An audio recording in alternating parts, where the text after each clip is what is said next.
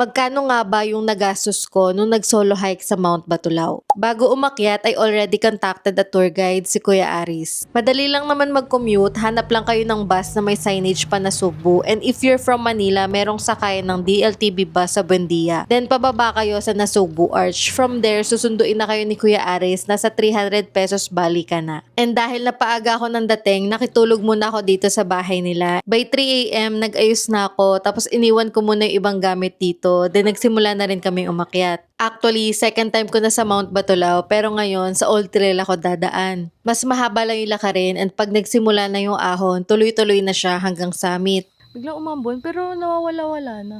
Sa New Trail naman, mix siya ng ahon at patag, kaya hindi siya ganun kahirap. Kasi may time ka pa magpahinga bago umahon ulit. Madadaanan ditong rappelling sa Old Trail, and summit na yung kasunod nito. Mahamog talaga sa umaga, sobrang lamig ng hangin. Dito na din ako nag-antay ng sunrise kasi sobrang tao sa summit kahit weekday ngayon. Tamang tambay lang ganun kasi sobrang mahangin sa part na to, and sa totoo lang, mas maganda pa nga yung view dito kaysa sa summit eh. By 7 AM, nagkaroon na ng clearing, kaya umakyat na ako para magpicture. Nasa 1,200 pesos yung bayad per tour guide sa Old Trail, then 800 pesos naman if New Trail. Iba pa dito yung toll gate or registration fee na tinatawag. Total of 220 pesos for Old Trail and 160 pesos per person naman for New Trail. By 8:30 AM, nauna na akong bumaba para masolo ko yung trail pa Diana's Peak mamaya. Kayang-kaya naman akyatin ng mga first timers, marami lang talagang bangin kaya doble ingat sa aapakan. Kaya din ako sa New Trail bumaba para maikot ko yung buong bundok and madaanan din tong iconic picture spot Diana's Peak. Nasolo ko magpicture dito kasi lahat sila nasa summit pa. Then umalis na rin ako kasi biglang umulan. Guys, ito ang struggle.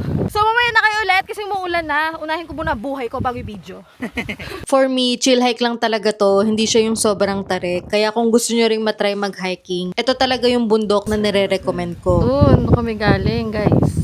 So ayun, pababa na ako. By 11 AM, nakababa na kami. Hindi naman ako masyadong pinagpawisan kasi malamig at mahangin pa yung weather nung umakyat ako dito last January. And since summer na nung na-upload ko to, for sure sobrang init at malagkit na yung panahon ngayon. May mga hiking pole din palang pinaparent dito. Naligo lang ako, then nagpahatid na ako sa sakayan ng bus papasay Manila. Ito yung bundok na babalik-balikan ko talaga. Perfect for beginners, sulit yung view sa taas, kahit napakaraming toll gate. So if you're planning to do this hike as well, here's a quick breakdown of the expenses. Yun lang, see you in our next hike.